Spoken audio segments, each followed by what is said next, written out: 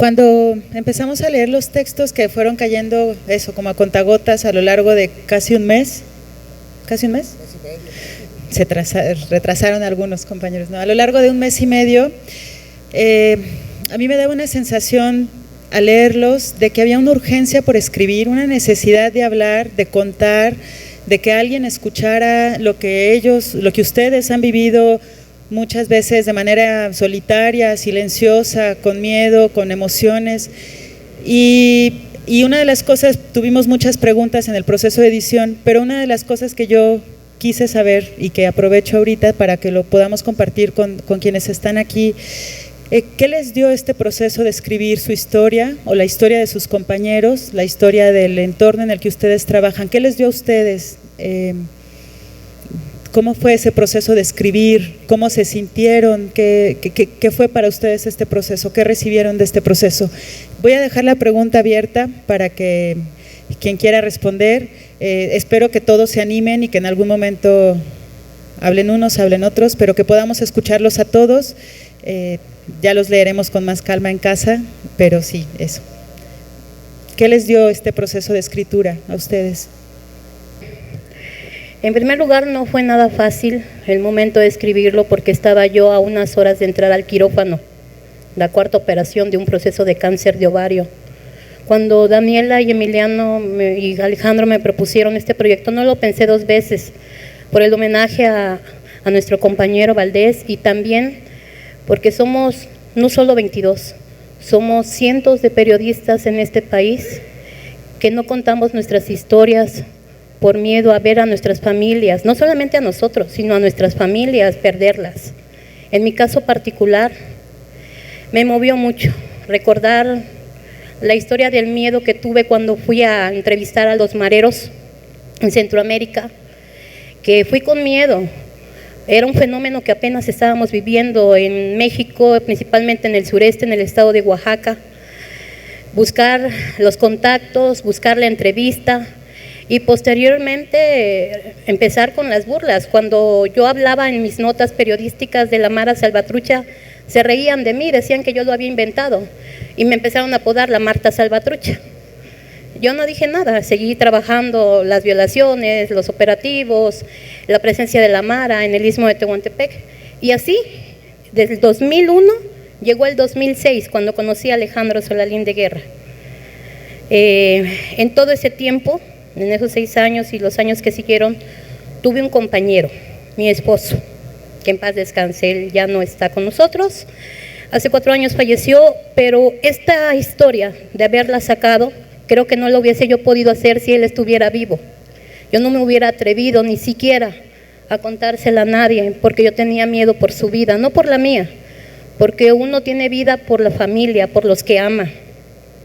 Y por eso a veces uno decide acatar las instrucciones de dejar lo que tú amas, tu terruño, como fue en mi caso, que salí huyendo de la región del Istmo para poder enfrentar aquí en México estas amenazas que me habían hecho los Zetas frente a 3 cuerpos. Y como decían, ¿cómo es posible que me hubiesen llamado por teléfono estando las autoridades frente a 3 cuerpos calientes, diciéndome que la siguiente era yo, con unas palabras altisonantes? De pinche vieja periodista no me bajaban, y de que me iban a mandar a la fregada, a la chingada y hasta no sé qué lugar. Y el acento norteño, de verdad, fue el momento más aterrador. Fue el 7 de octubre del 2007, cuando yo recibí esa amenaza. Y recordarlo ahora que lo estaba yo escribiendo, me hizo volver a sentir miedo. Me hizo volver a sentir esas emociones tan difíciles como ser humano, porque antes que periodistas somos seres humanos y a veces se nos olvida de tanto que nos dicen, ustedes tienen que ser apáticos, ustedes tienen que tener un perfil bajo, ustedes tienen que hacer aquí y tienen que hacer allá, como que fuéramos unos robots que no sintamos. Y de repente te das cuenta que somos los más frágiles en esta sociedad, que contamos las historias de todos, pero que no contamos la de nosotros por miedo. Y llegué al grado de decirle a mis hermanos y a mis hermanas, ni me vengan a visitar, por favor, porque no quiero que los conozcan, no quiero que ni siquiera sepan si tengo familia. Cuando yo huí de la región del Istmo y me vine a México a seguir trabajando, Nunca me puse a pensar que me podían matar también aquí en la Ciudad de México, que para esa gente de la delincuencia organizada le da igual matarte en el Istmo, en México, en Veracruz, y lo hemos visto con varios compañeros de nosotros. ¿Qué sentí cuando escribí esto? Sentí una impotencia, porque ¿cómo es posible que ese tipo de personas te quiten el amor a la vida y te influyan el miedo? No se puede vivir con miedo, no se puede, y créanme, es muy difícil, porque regresando otra vez al lugar a escribir otra vez, porque es lo único que sabemos hacer, escribir y contar las historias, te vuelves a enfrentar a las amenazas, y entonces tú decides, o sigues siendo periodista y sigues contando las historias a pesar de tu vida y a pesar de tus miedos, o mejor te dedicas a vender tacos o otra cosa, porque pues no, de verdad, es muy difícil. Y estas historias que mis compañeros comparten, a mí en lo particular ya las leí, créanme que comparto la misma experiencia que Emiliano, Daniela y Alejandro. No he parado de llorar y las vuelvo a leer y vuelvo a llorar, porque sabemos qué es lo que se siente. Y seguramente cuando ustedes tengan la posibilidad de tener este libro en sus manos y leer cada una de las historias, se van a dar cuenta, se van a reflejar en ellos, porque una amenaza psicológica es más fuerte que alguien te enfrente directamente. Es más fuerte una amenaza por teléfono que te diga que te va a cargar la fregada, en otras palabras, porque ya no tienes paz. Sales de tu casa y estás volteando, vas en el carro y vas viendo si no te van siguiendo, ya no sabes qué va a pasar con tu vida y tu familia, y tienes que huir. No se puede vivir huyendo. Y a lo largo de esta historia no solamente fueron una amenaza, fueron muchas amenazas por muchos temas, migración, todo ligado a la delincuencia organizada.